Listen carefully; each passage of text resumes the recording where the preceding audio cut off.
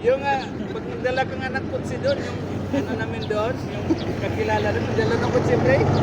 Mga bata, akat sa hood, akat sa likuran, at sa... Gas-gas yung kutsi. Di ka man ang makasaway kasi nandyan yung nanay tatay sa harapan. Hindi mo masaway. Mga ano mo rin, no? Mga kamag-anak mo rin eh. Mga anak mo rin. Oo, mga pamangkin mo, mag-akyatan doon sa kutsi. Oo. Oo, lalo na yung Volkswagen. Talaga.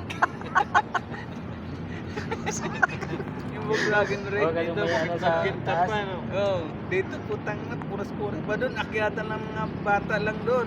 Tapos ano? Kasi parang mga ignorante yung mga bata doon eh. Akala nila, mura lang yung gamit na yun eh. Kaya di matakot akyatin eh.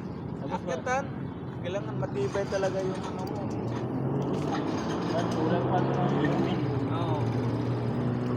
Pero bayanihan naman